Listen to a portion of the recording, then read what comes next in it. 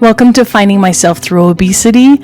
Today I'm going to be talking about the feelings that came up after I put out my last podcast episode.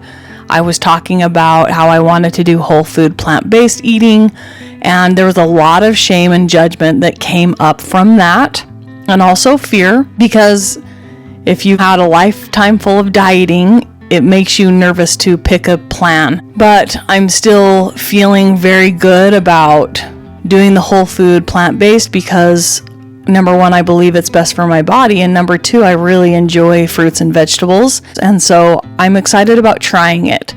Now, this journey for me is an experience, and it's an experiment, and I am going to be doing my journaling like this. Maybe I'll do a little bit more video journaling on my YouTube channel and really figure out what my thoughts are and what I'm feeling, and get to the bottom of what I am needing and what this food is replacing for me. My mentors, Angel, Cami, and Shelby, facilitate these amazing groups that are life-changing. And tonight we had a class and we were talking about how we feel like we move 2 steps forward and then 1 step back. And they really made a great point saying that that's really the game of life. We are never going to arrive where we want to be. It's constantly a learning. And if we can learn how to enjoy the ride, I think that is the gold right there. But I love how Angel talked about being grateful for the awareness that this time when I go through and I start eating healthier, I have new eyes to look at myself. I have more awareness to be able to say, okay, I'm judging myself, and I need to have compassion for myself. I need to love myself through this moment. And so I love how she said to be grateful for the awareness. So even if I feel like I haven't ate great this week, I'm still doing better because I am noticing how I'm feeling. I'm noticing that I'm still eating. I'm noticing that I still feel like I need that food. And that's okay. That's where I am right now.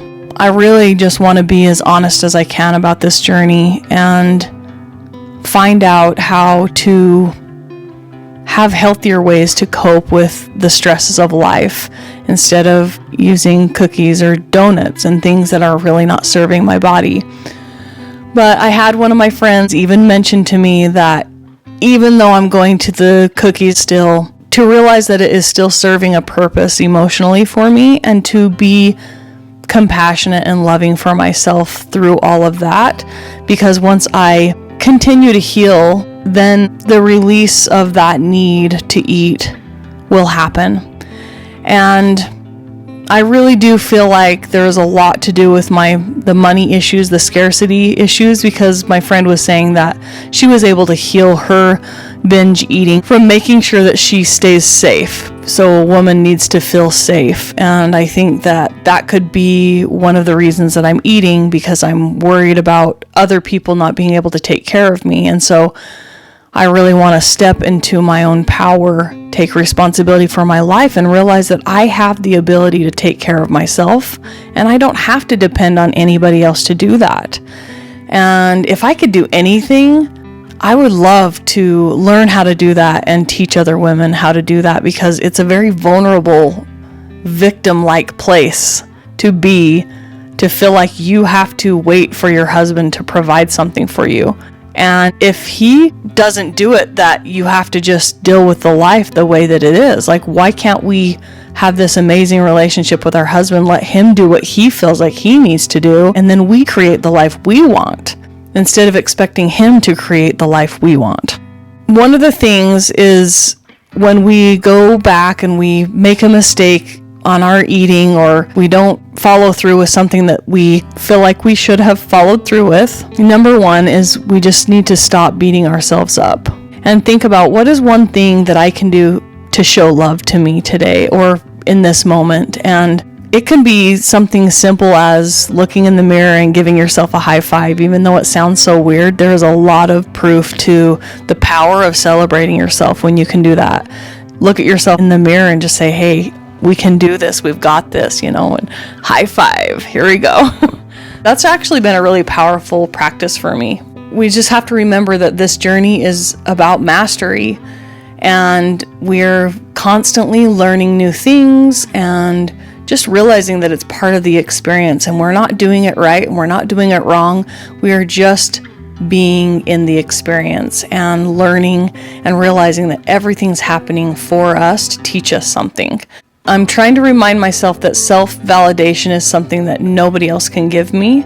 And that's one of the things that I've been realizing that's holding me back, is that I really don't want to make mistakes. And so that's why I've always made choices that keep me safe, because I don't want to put myself out there, because I'm realizing that I'm attaching my value to my successes instead of realizing that my value is there no matter what. Anything that you think is tied to your worth is a lie. We just need to remember that when we fall short, we want to make sure that our worth is not tied to those goals that we've made, because that is really, really heavy on our body. And when you find that your goals have nothing to do with your worth, then you will be able to look at what's going on with healthier eyes. So self-validation is something that no one else can give you. You can't buy it from anybody. And when you find yourself slipping back, just realize that now you are more aware and you're looking at things with new eyes. And just pause in the moment and try to be present. Notice what you're doing, notice what you're thinking, and go back and try again. And make sure that you're always coming from a place of love. Because when I beat myself up, I can't see my progress. I'm like putting my head in the sand and I'm trying not to look at it. So make sure to come back and always look at what is true. And all these things that I'm saying are really things that I'm telling myself. Things that really stood out to me in my class today, and I wanted to share it with you because maybe you needed to hear it too.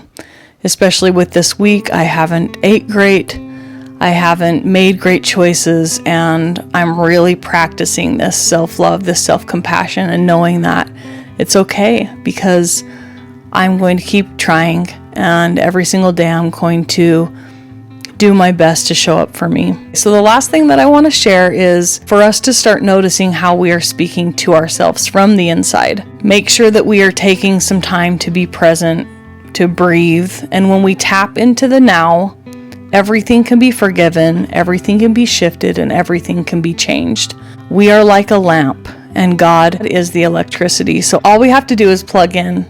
And I love that, because then it makes you think about, who do I need to be instead of what do I have to do?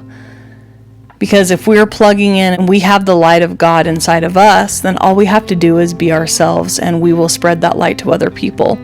This week is dedicated to all of you who feel like you are going 2 steps forward and 1 step back.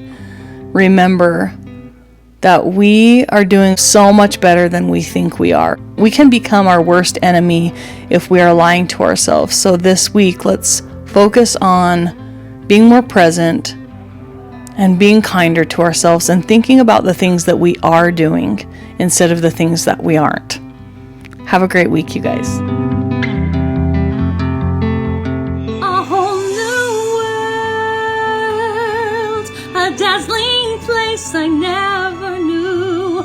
But when I'm way up here, it's crystal clear, and now I'm in a whole new world with you.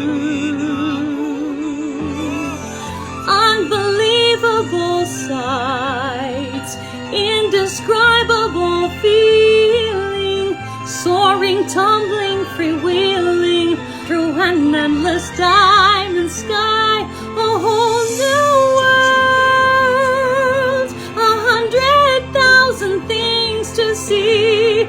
I'm like a shooting star, I've come so far, I can't go back to where I used to be. Every turn a surprise, every moment red letter, I'll chase them anywhere. There's time to spare, let me share this whole new